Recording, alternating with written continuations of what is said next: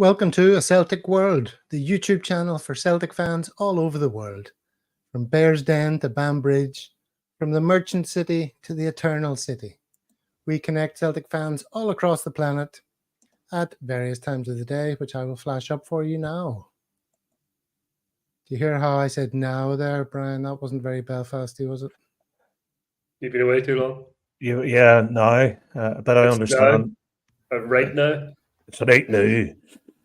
But I do understand the worldwide audience, Gav. You have to try and... Well, yes, yeah. And of course I've been trotting the globe for many's a decade, and you'd go hungry if you were ordering cows. Gotta have that now. You always said now back in Belfast, so that hasn't really changed. I never said now. You did. I didn't. How now, brown cow? Yeah, exactly. You're always I would never have made it out of there if I'd said that. Anyway, let's get on with the show tonight. What are we going to be talking about? Well, we have a packed show for our listeners and viewers. Here's what's coming up. We're going to talk about the game experience firsthand from Micky, who was at the game in Rome, where you're based. Secondly, we're going to talk about the game itself for a while. We're going to talk about the fan fury that confirmation of our limping out of the Champions League again has brought about. We'll talk about a little bit about the St. Johnstone game and our Celtic socials. So quite a lot to get through. Micky, you are going to tell us about what it was like in Rome at the game. You were at it, and while you start talking, I'll line up one little video that you've prepared for us, but you can set the scene for us. Well, set the scene started last Saturday, basically, for the Celtic Motherwell game. We were in the pub, and the first few Celtic fans started to creep in, and then by about half-time of the Motherwell game on Saturday, the pub was packed full of Celtic fans. So we have Saturday, Sunday, Monday, Tuesday, and yesterday. So it's been a busy time. It's been good fun, though. No problems at all, as usual, from the Celtic supporters. So that was the scene from that point of view. I got my ticket for the Celtic end, luckily, from the club back home, Aaron Gobrad, that I used to be part of. They got me tickets for the Celtic end for me and my youngest son, Killian. So I picked him up from school early on Tuesday, went down, had some lunch, and then we headed over to the match. Got a tram over. The tram was packed for the Lazio fans, so we had to hide our colours and keep ourselves quiet. Okay, now, disappointingly, the video that you sent me, which I said I was going to play, I'm getting an error message. It's the wrong kind of file or something. Oh, really? So, yeah, so that's not going to happen. But well, I've got some images to show as an alternative. So why don't you tell us about game day itself, going to the ground? Yeah, I've got a few of those. We'll go to the ground for the organised buses for Celtic fans, but they leave so early. Me and Killian decided to take the public transport because I know my way around anyway. So we just covered our Celtic tops, and he's like hiding on the tram with his hood up. So they're all singing Lazio songs. And then obviously to fit in properly, he starts joining in because obviously he speaks Italian as well because he was born here. So he started joining in a few songs so we could blend into the background a bit more. Then we headed over to the ground, and then that's when the problem started with trying to get in. We were there an hour and 15 minutes before kickoff. We just got there, and there's about, in front of us, there's probably about 1,000 Celtic fans just waiting at the turnstiles. Then we start waiting, and then half an hour later, there's another 1,000 Celtic fans behind us, and nobody's gone anywhere. An hour and 15 minutes, we moved about 6 feet. And then the game kicked off. So I put the game on my phone and held it up. And all the Celtic fans behind me were watching it on the house outside the pub before we left. So all the Celtic, well, and then people started getting pissed off, obviously, and they started shouting and screaming and wondering why we're not getting in. Everyone's travelled all this way, and then no one's able to watch the match. And eventually the turnstiles opened. I don't know why they were closed at all. Eventually they opened up and people started getting in. This is outside the ground before the game. That was outside the ground. We were there for an hour and 15 minutes, not moving anywhere. And so I got into the ground with Killian. We got our tickets, showed the tickets or whatever. And then I started asking the stewards, is like, what's going on here? And the guy's like, I don't know what. It's nothing to do with me. I said, well, it's to do with somebody. Can you tell me who? I was speaking to them in Italian, obviously. Mm-hmm. Then I started talking to the police, saying, who's in charge of this? I said, you're lucky these are Celtic supporters, otherwise this would be a complete disaster. And the policeman's like, I know. He's kind of looking around, trying to wonder what's going on. Hasn't a clue what's going on. And anyway, eventually the two of us go into the ground, and 20 minutes have gone already in the match. So, You missed the first 20 minutes. I'm just flashing up other complaints here from people. Lone Star CSC. Been going to watch us away in Europe over 35 years. Tonight was the worst I've seen us treated at any stadium. Yeah, me too. I've been to Portugal, Spain, Germany, Croatia even, France, Italy, obviously a load of times, and nothing like this has ever happened before. But at least when we got in, we were welcomed warmly by the Lazio fans. Yeah, exactly. I thought you were on a low-carb diet, Mick. You don't eat potatoes anymore. No, it's just pasta now. Yeah, that didn't bother me that better. No, you weren't a fan of that, right? Not at all. I tell you who was offended by it, actually, because the GAA Roma team is the Gaelic football team, is sponsored by Lazio, and they're cutting all ties with Lazio because of that. Fair play them. Fair play. That's right. They were in the pub last night, and they want me to sponsor them to get them new kits and all that kind of stuff from the pub. And they're going to change their name. They were going to change the Roma, but I said you'll get problems with that eventually. So I suggested they call the team. What did they suggest? The Eternal City GAA Club. So they might go for that, just to keep it a bit more neutral. But that's what's come out of this banner anyway. Although I remember this banner was in, I think the Huns had that one time, that same banner. I think they just got it from that. Yeah, I mean, you can tell where they're getting their inspiration from. Yeah. At least they spelled it correctly. Yeah. Well, the grammar's not great there. Maybe then obviously the match, we're having good crack and all, singing Celtic songs and all the rest of it. But look at this. You didn't bump into this guy, did you? I didn't bump into him, no. I swapped the scarf with some Lazio fan, but you probably said, I don't know if you saw it on the video. I saw the guy in the video, the friendly-looking fella looking through the screen, and he had a Celtic scarf, didn't he? Well, he gave us my scarf. I gave it to him. He asked me for it. Yeah, he swapped it with me, and he was all right. But as soon as Lazio scored, there was this beer came down on top. It was every direction, like flying on top, because we were right beside the Lazio fans, me and Killing. And in fact, the first thing he did when he got home was he got into the shower. Said he has to get this beer off me. Yeah, so it was a very different experience from your first time around, or from 4 years ago, right? Yeah, very different. Yeah. Plus, the 4 years ago, there was the Curva Nord was closed 4 years ago because they were banned for racist chanting. So all their ultras weren't allowed to go to the match 4 years ago. They were all kept out. Will Lazio be fined by UEFA? You'd like to think, well, they fired players at us as well. They fired players at you, yeah. Which wasn't very pleasant. Well, I didn't get the flares fired at me because I was waiting outside. Maybe that's why they kept us outside, because they knew they were going to fire flares at us at the start. Mm-hmm. Have either of you been in circumstances like that, David and Brian? Stuck outside No, the I never. for ages, treated poorly. Never have experienced that. Brian, I don't know about you.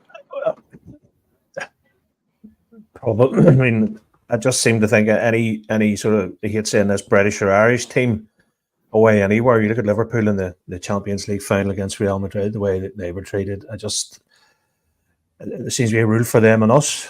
Even when it was down to what Celtic Wolves in the Aviva, we were stuck outside for ages. And there was more Celtic fans than Wolves fans, you know what I mean? But I just don't get it.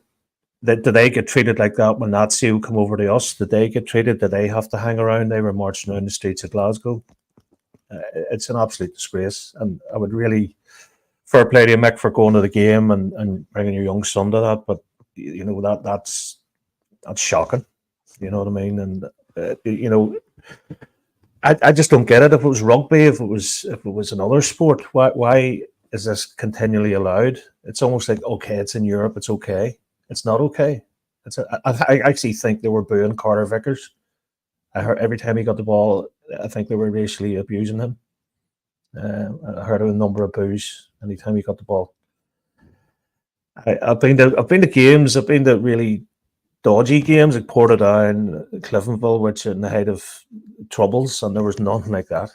You know what I mean? There was never, even in field and all the rest of it back in the day. There were phones. You know, nothing as bad as that. That's an absolute disgrace. At the premium tournament, at the Champions League, the higher echelons of football, and that's allowed.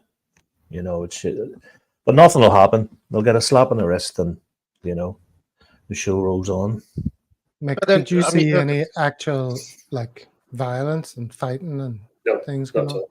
Anything like Not that? at all. Not at all. As I say, we're just some beer was thrown at us when we were in at that stage, and then some of the Celtic fans were throwing a few beers back at them. Just a lot of shouting and screaming, basically, but there was no violence at all as such. In fact, here's what one of the stewards said. I was listening after the game. We were kept in for about an hour and 15 minutes, which is normal anyway. But I was just listening to one of the stewards. He was on the phone to his, I don't know who, was talking to his wife or his mum or somebody like that, or his friend or whatever. And I wrote down on the phone what he said. So I'll tell you exactly word for word what he said on his phone. Was eavesdropping. He said, "Questa è la tifoseria." I'll translate it for you. "Questa è la tifoseria migliore con cui ho mai lavorato. E quelli della Lazio li hanno provocato tanto." That basically means this is the best support I've ever worked with, and the Lazio fan provoked them an awful lot. That's what he was saying on the phone. So something said for us anyway. Trying to see what these comments are, if I can put any of these up. While you're doing that, I just want to understand the liability where it sits. Does the club have liability for inside and the surrounding areas of the stadium? Where's the demarcation? Because as you were talking there, Mickey, talking about the experience outside, it seemed as if the police stewards hadn't been given instruction, so that they were simply just in an on hold situation. But then inside, Well, that's what it obviously, seemed like. Yeah. Whenever I started to speak to them when I went inside, no one had a clue what was going on. I said, "Are the turnstiles broken? Is there too many people on the ground?" I'm trying to ask some questions. Why is it happening? It's just nobody had any idea. It was just everything was closed. it's just that divide between what's the club's responsibility in those situations and when it goes up to UEFA, I guess.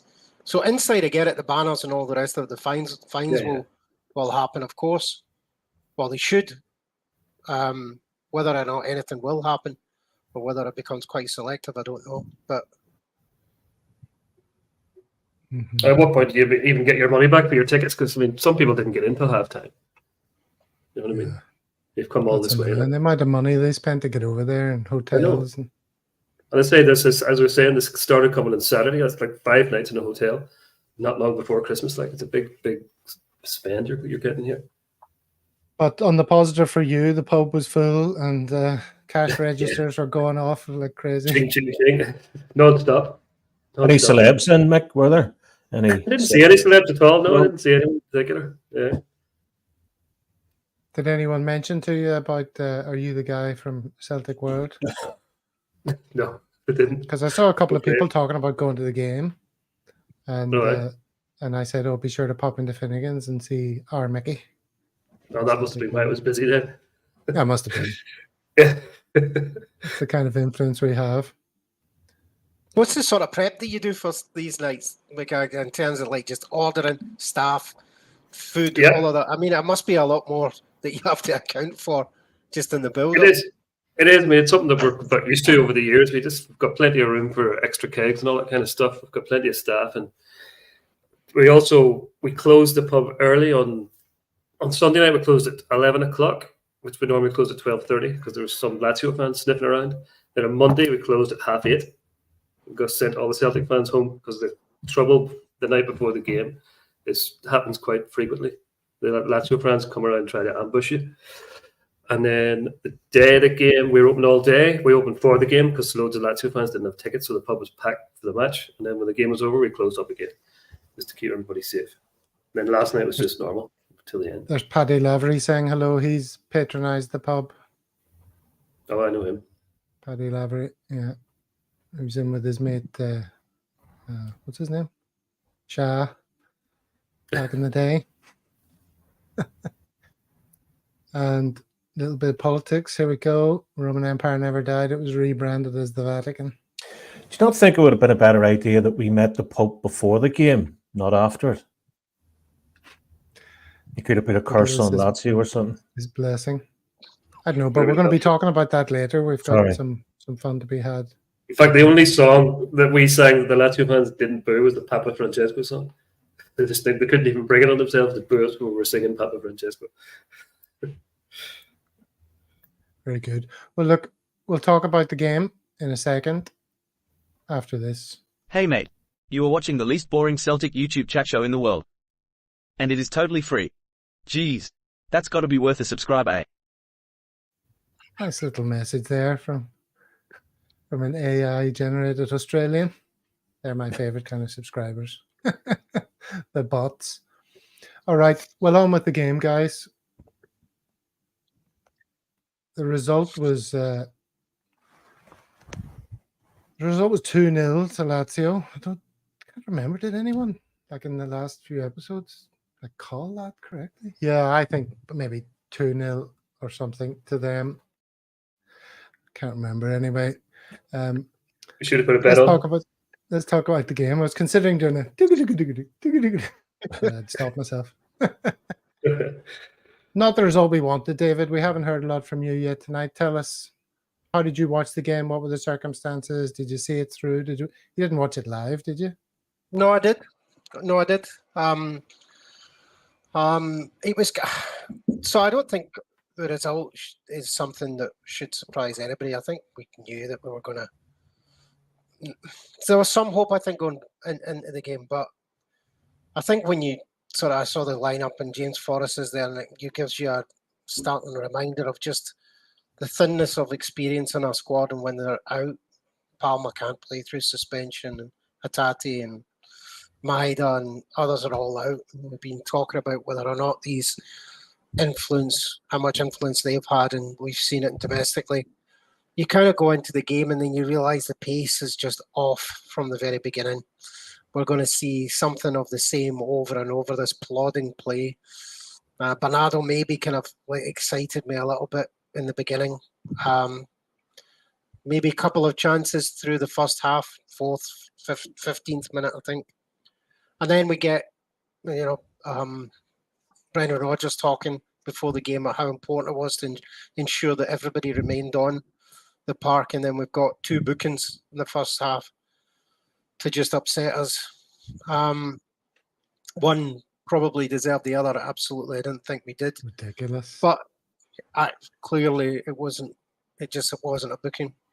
But even if you take those away, I just felt that this was just going to be plod through. It was very obvious very early this wasn't going to be an exciting game. We lacked any true drive from anywhere in the park. So coming into the second half, we had possession, but for me, as I was watching the first half, it was almost as if they were quite happy for us to hold the ball and pass it back and forth. It's almost as if they knew we weren't going to do anything with it. Possession-wise, the stats afterwards said we had 54, 56% of the play and they had less. But in terms of shots, the difference was startling. We had 11 and they had something like 28. And that was clear from the way in which the game sort of unfolded. So yeah, I've been gutted for days now.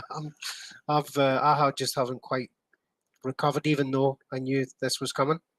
Yeah, I wonder, Mick, being at the game, was it even more obvious that we just were running into blind alleys and Taylor turning back and knocking the ball back, the defenders? Well, I mean, it was obvious that we weren't really getting anywhere, but the only good thing about being at the game was it was still alive with 5 minutes to go. And that gave the support. We were able to keep singing and keep getting into it, whereas the other games in Europe, you were like half-time. It was like, time to go home. So from that point of view, it kept the support buoyant, because right 5 minutes from the end, it's still 0-0. You never know what can happen. At least we got that far from that point of view. Yeah, no, I was watching it in the morning, not looking at my phone, having a complete media blackout until I can watch the game. It's hard these days. On at a ridiculous hour. And then I got home and I watched the first half. And I don't know, David, did you manage to see both halves on Celtic TV without any problem? Because for me, only the first half. I wasn't yeah, you watching weren't on Celtic, so that's why. So I had another option. So that's Well, I have another option, but it's also Celtic TV ultimately, I think. no, So I had only the another. first half came through. I had to watch the second half highlights afterwards and know the result. I'm there at half time. I've gone to all this trouble. I climbed a hill in the morning with friends of mine and they were under strict instructions not to tell me the result and all this sort of stuff. And then at halftime I was like, to hell with it. Oh, there you go, 2-0. No surprise.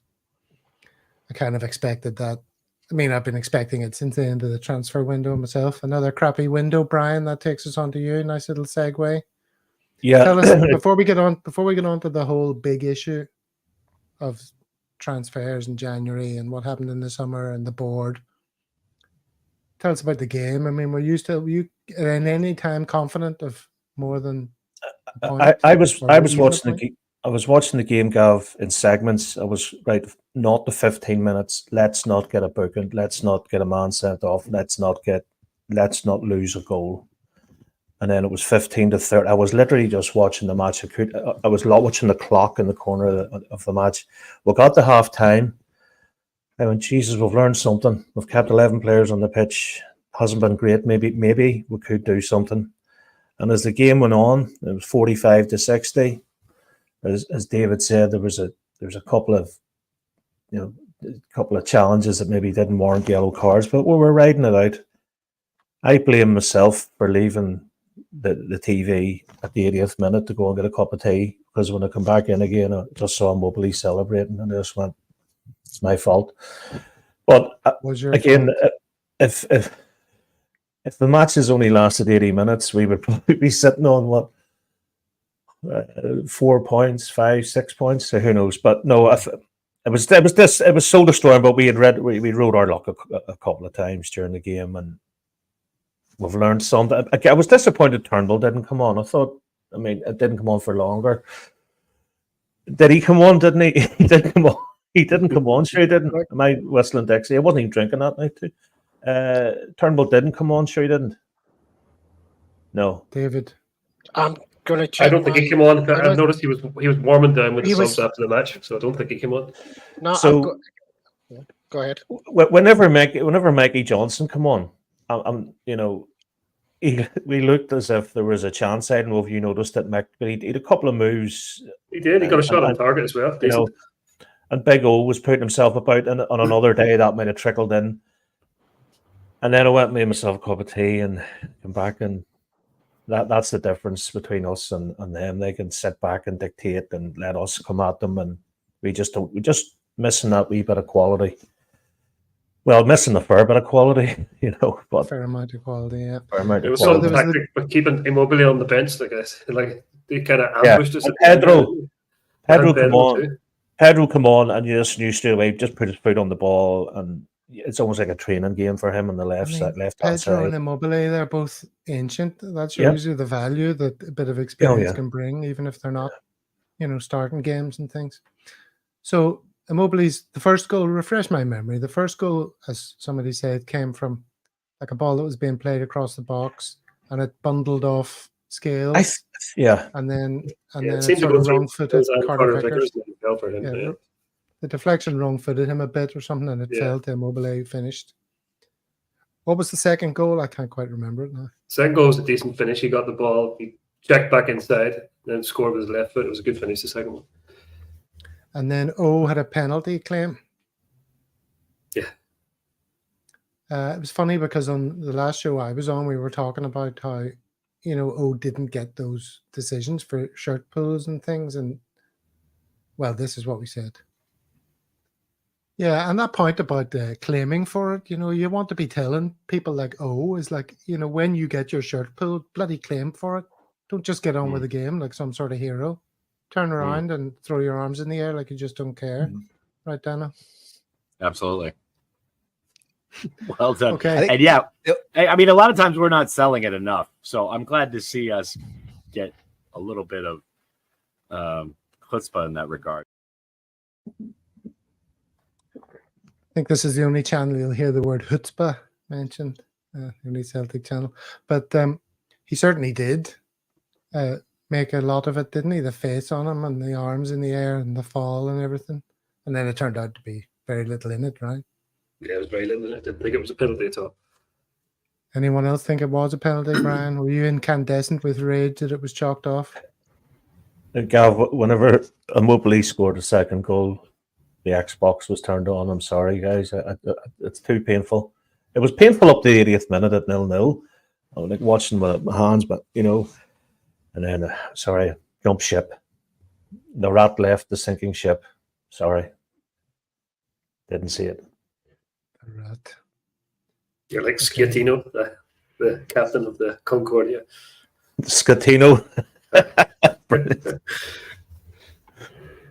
Yeah, I'm surprised there weren't more sort of headlines about mints. They've got tatty. Their players are tatty and our players are mints, or words to that effect.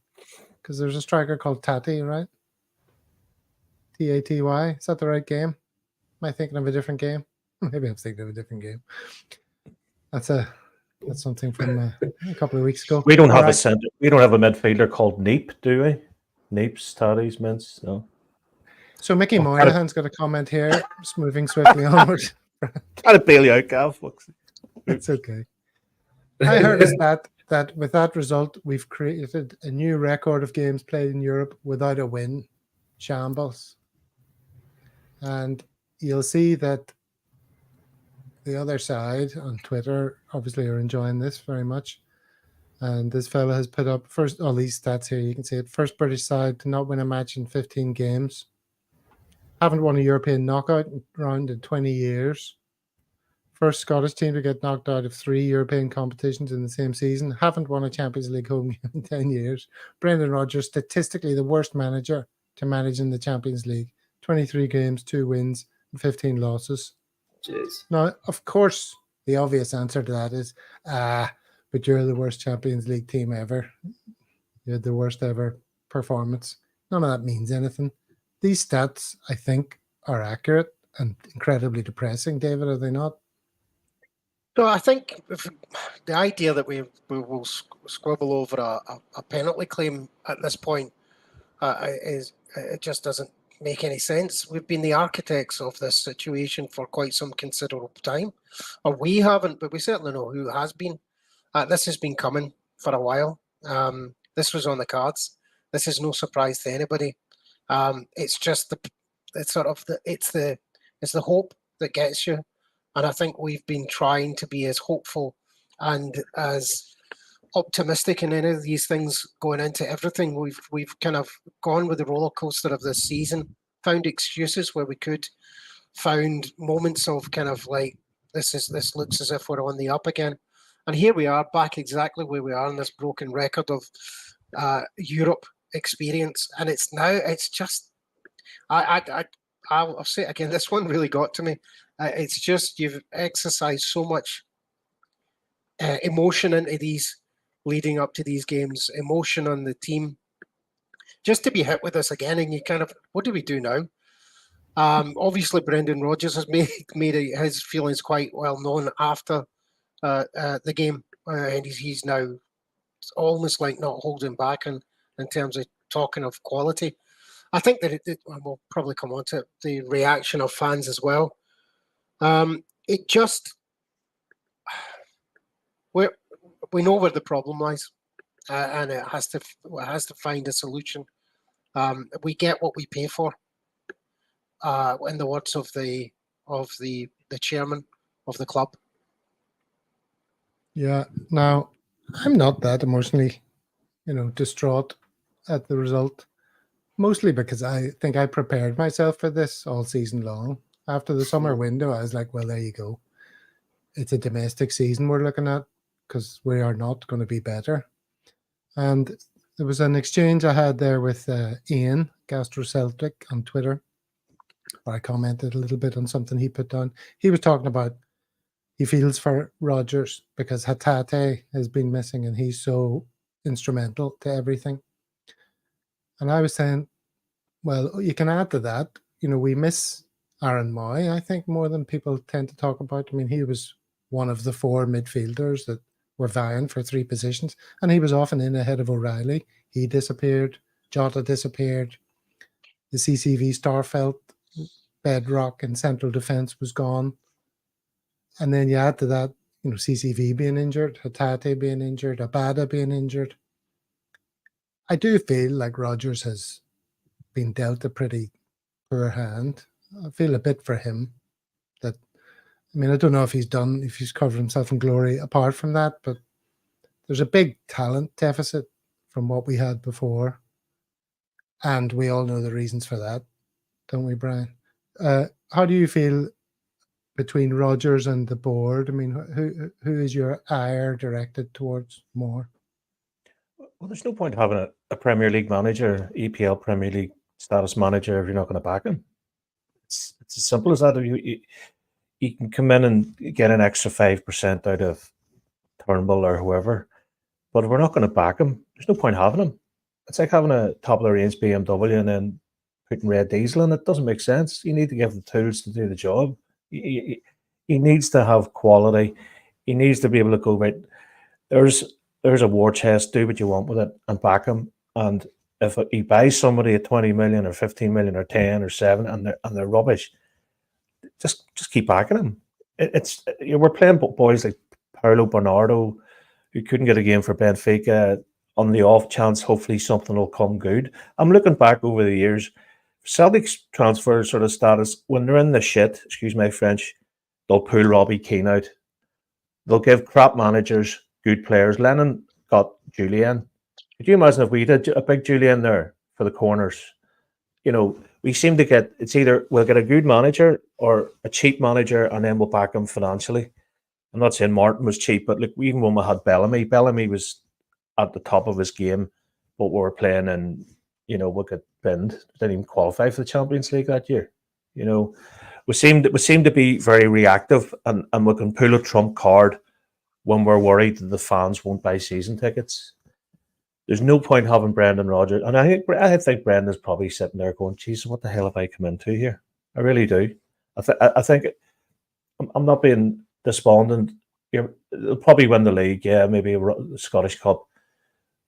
I reckon Brendan could be gone sooner than later, and we could have somebody like Scott Brown in charge, and then. Well, I see David nodding his head there.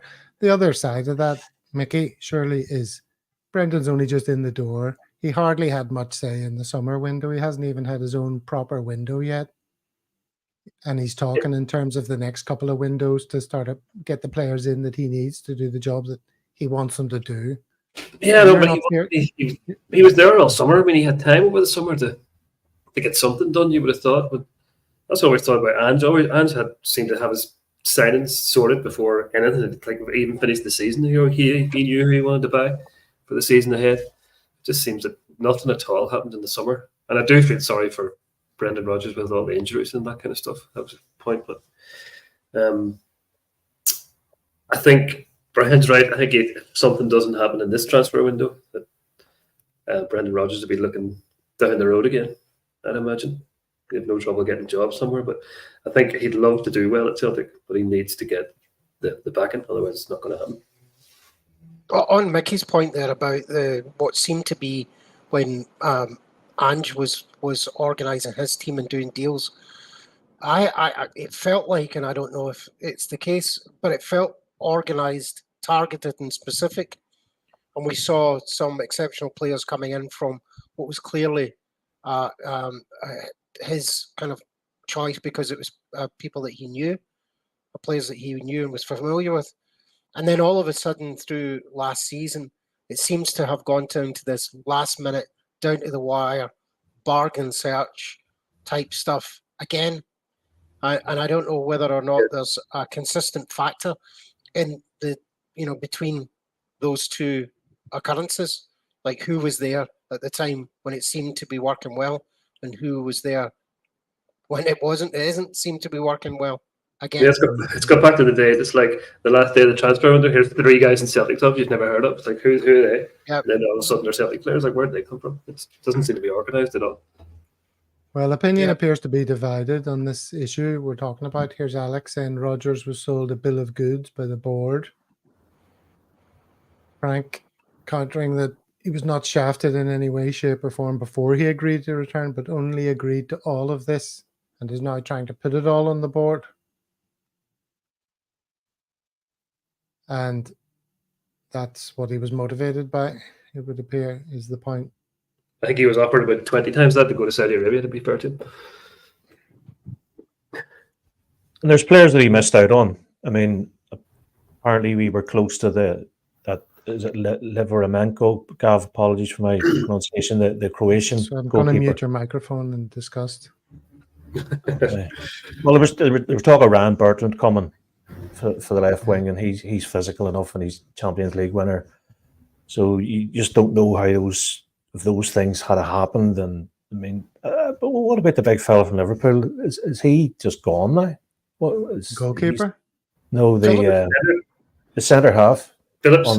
Not Phillips. No, not Phillips. Yeah, I imagine he'll go.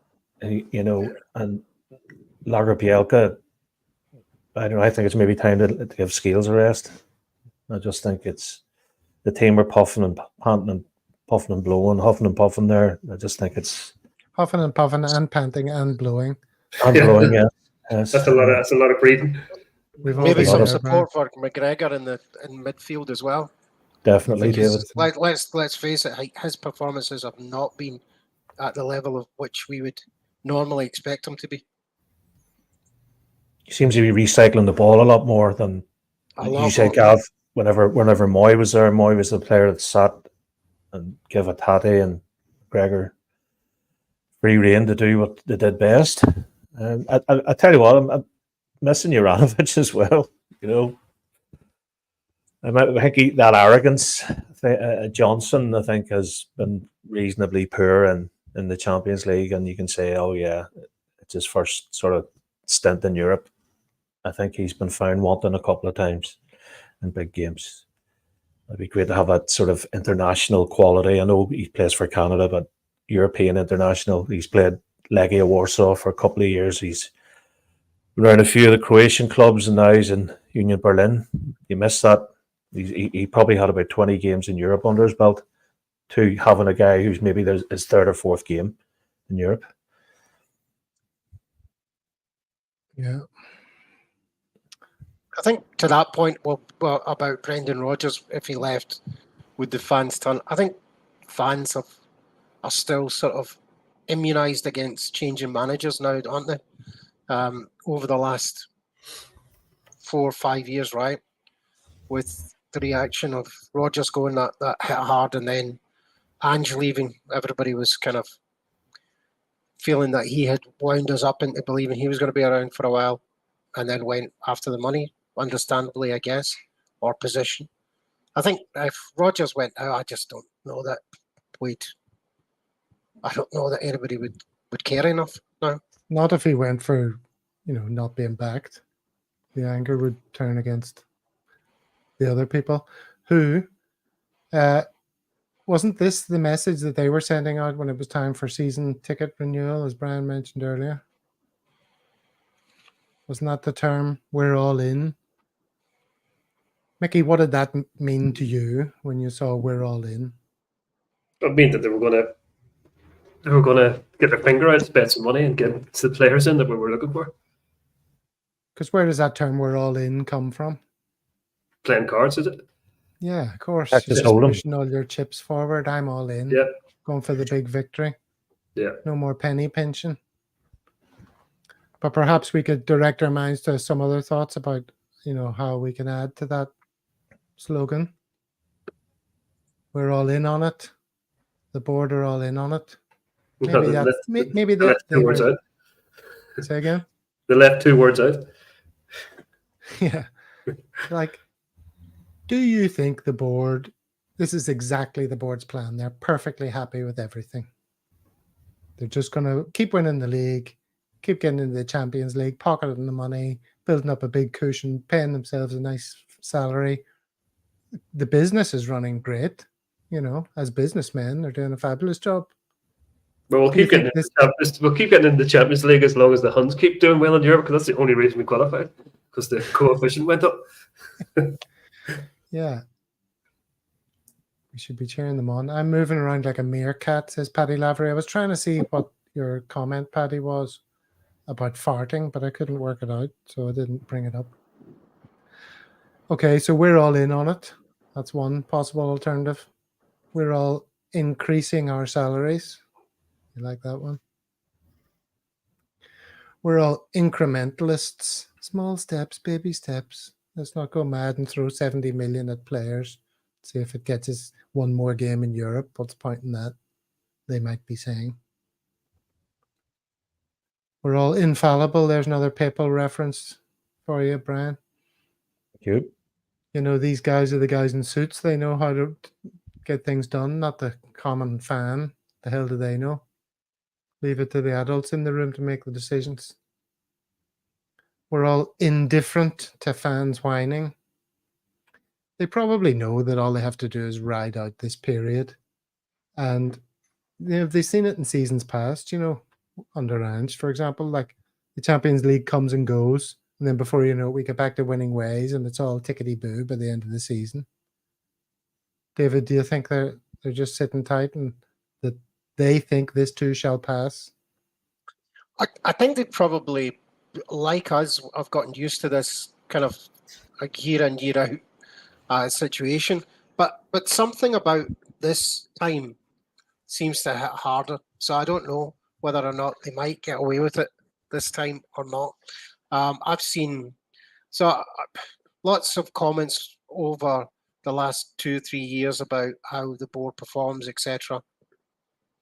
But I don't think I've seen quite the way in which people have reacted now against them, with the record profits, their increased salaries, their kind of happiness to make little jokes here and there against the other side, which back in 2012 you might have got away with as a funny and got fans on side. I don't think it works anymore.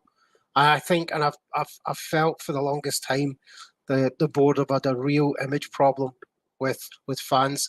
I think if you compound everything now with this Green Brigade issue, Palestine flags, they've got quite a lot wrong in terms of their approach to all of this, and that feels like personal stuff now from Peter Lowell. I don't know. I think there's something of a shift in terms of the whole behaviour of the board in relation to fans now, and the way in which the fans are now looking at the board. And it's not everybody, I know, but there's certainly a momentum there.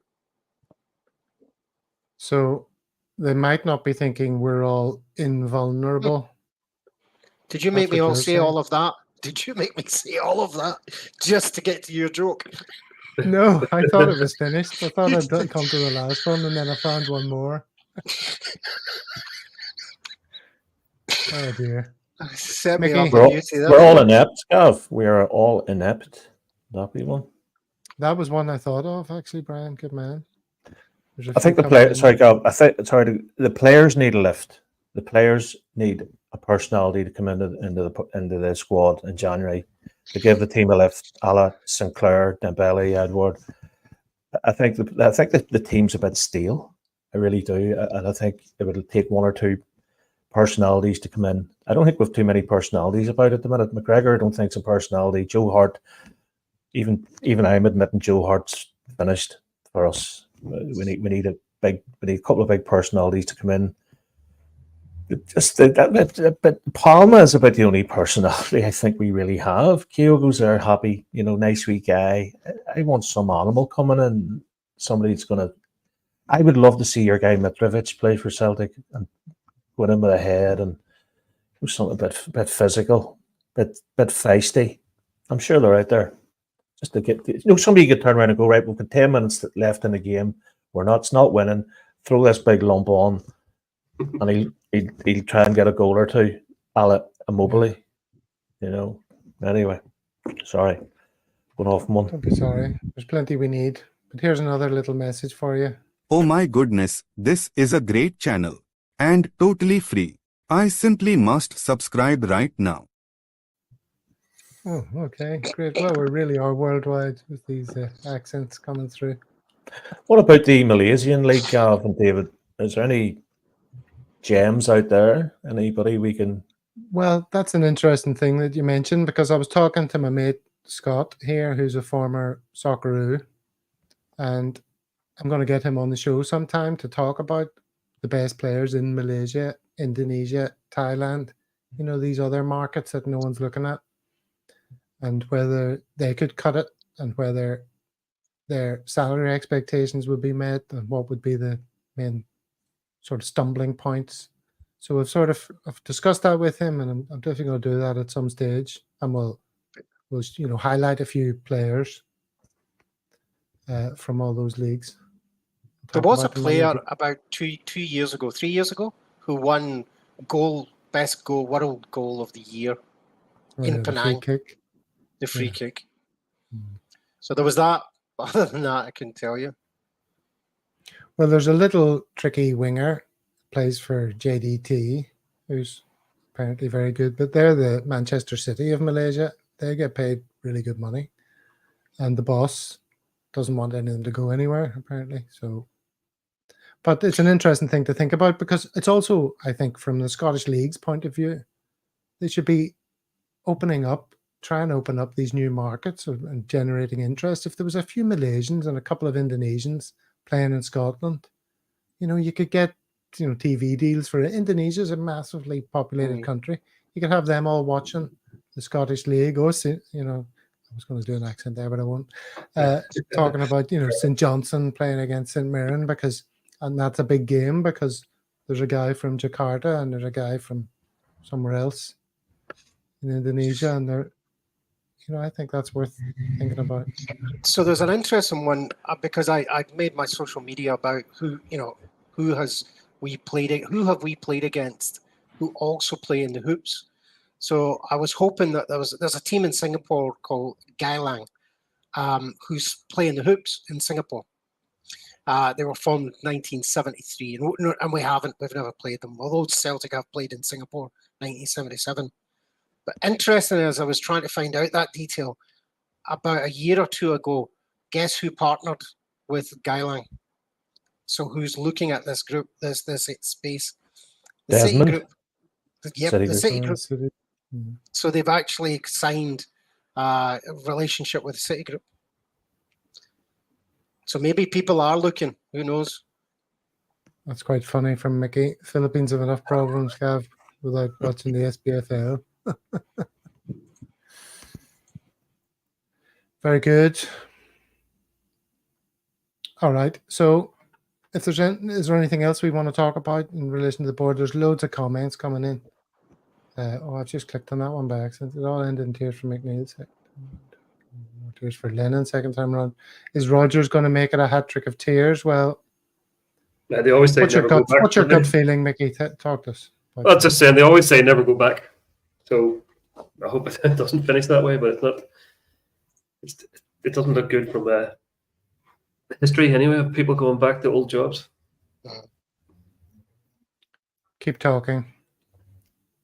I think it won't end in tears if Brendan is backed.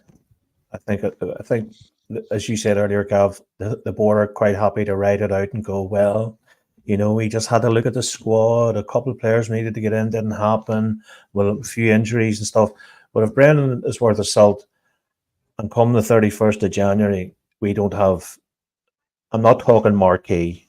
To me, marquee would be an Iranian international at this stage of the game, and I know the bar's dropped there, a Moroccan international, but somebody who can bring the game to life is what I want, and somebody who's not going to make a complete balls of a cross, or somebody who can score a set piece.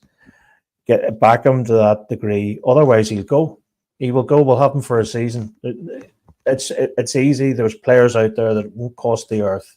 A couple of journeymen knocking around. Get them in for the last 10, 15 minutes of a game. Bring them in.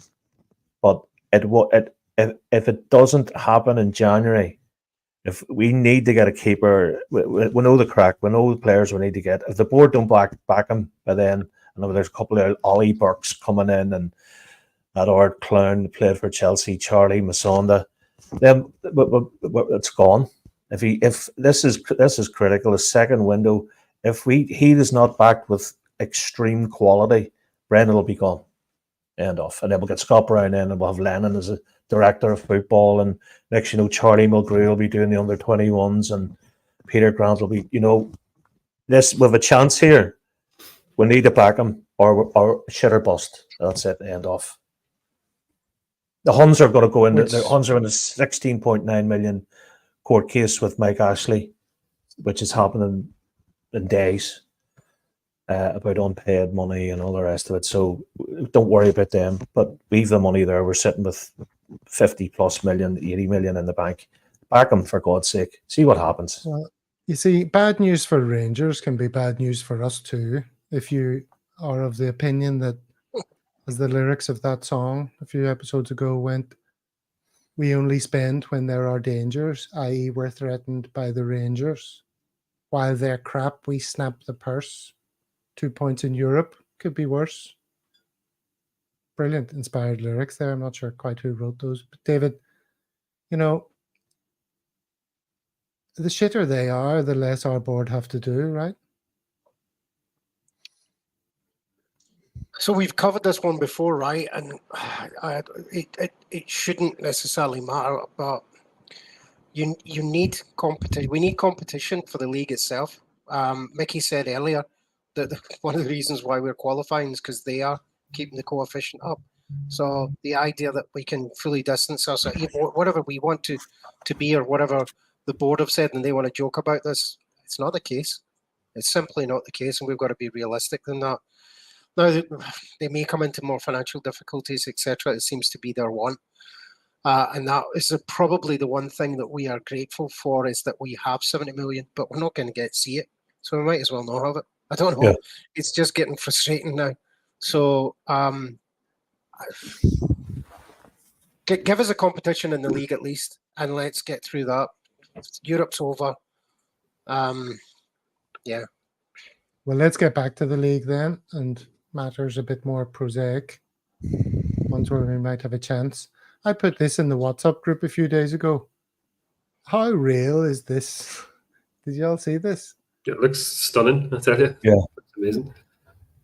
St. Johnstone FC's new stadium with Perth in the background. Is that what it's planned to be? Really? If it was in Saudi, I'd say yeah. No one's going to give you planning permission for that, are they? No one. I think Rangers could, Sevco could do one, the Phoenix and the Flames. But this one does look amazing. That would be brilliant. Yeah. Yeah, there's no ambition for that in Scotland, is there? There's no. How much would that cost? For it either. I don't know. I didn't even read the comments. All I ever saw was this, and it's from Travel Scotland Goals Group, which is a rather unusually named entity. So I don't know if they're humour merchants, but yeah, it's pretty cool. It's a good picture. All right, social media, guys, as we're coming up on the hour. On the hour. No. The second video that Mick provided does look like it's going to work. So this is your social media pick. And who created this, Mick? I created this myself last night. I was sitting in the house a bit bored, and I thought it's quite funny that I had some audio from the Celtic fans singing Papa Francesco, and just put it together with the Celtic players going to meet the Pope.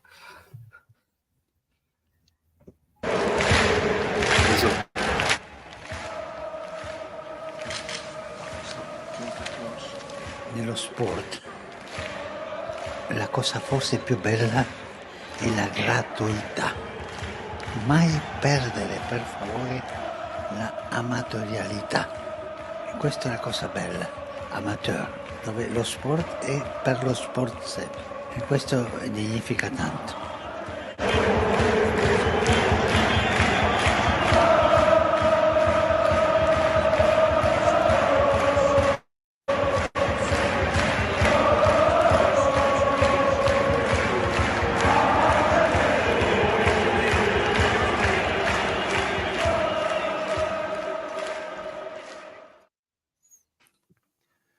Very good. Some of But them we're looked like they exclusive. were a bit like naughty schoolboys who didn't want to be there. That reminds me of Brian in the chapel in Smellies. Maggie Johnson was keeping an eye out about seeing if he could steal some rosary beads for his auntie. No, again, CCP's looking at this going, what the hell am I doing here? We wouldn't have to do this if it was at Man City or Burnley or somewhere. I don't know. What do you think of the suits? The suits look a bit sort of like Chaplin-esque, don't they? Remember you used to have these chaplains in the Antrim Road? You used to get your school blazers the odd time. I don't think they're probably Armani or something, you know what I mean? But they don't look the best of quality. Like Scales looks like he's on work experience or something, you know. Just pulled them out for day release or something. But yeah, it's again, it's Celtic all over, you know. With the crap game, didn't back the board, didn't back Rodgers, but hey, we'll put a picture of him meeting Pope Francis, and hopefully that'll get the lads back on track. No, not interested, not ban it. Yeah. David? I agree. I don't know why they were there, but here we are. This one came up. Was it last week or this week? It came up when we got who we're going to play in the cup, and then this question got asked by Hail Hail History, and it was, which teams have we played who also play in the hoops? And that's the one that got me kind of thinking whether or not we'd actually played the Gallon, because I was aware of it from Singapore that they play in the hoops. It's very obvious where they get their strip from, but we never have. Although, again, I've said Celtic were on a trip to Australia, stopped in Singapore, played the national team in 1977. But I thought this one was a reasonable challenge for those who like these kind of useless information stats. So I'll leave it with everybody. See if you can come up with who have we played, who also plays in the hoops. Very good. We didn't have a friendly against Yeovil Town once, did we? Yeovil was in there. That's in there as well. Yeah. And there's a Greek team, surely. Yeah. What's the Greek team? I don't know. Panathinaikos have got a shamrock on their badge, but they don't play in Yeah. hoops. There's another reference for Cliftonville from Paddy Ladbury. Solitude has a pigeon on the entrance with bird shite and all. Cliftonville had an away kit that was like, it was almost like, do you remember the Bumblebee kit that we used to have? It's almost like it was sent the kits over that we didn't need anymore, and the Reds put their logo on it. But I can't think of it. Who else? We played QPR. Shamrock Rovers. We played Shamrock Rovers, but they were. I was at the game, funnily enough. We were playing in hoops, and they were playing in the away jerseys. Sporting Lisbon, they hoops. Yeah. Well, we'll leave it with the viewers as well. We can pick it up again another time. There's one answer. How about Mackey's? They not have black shorts, though. They not got black shorts. Well, you have to be colorblind. This is a tweet from me, Claire McShorty. Well, not from me, it's Claire McShorty. And this is her take on what might have happened.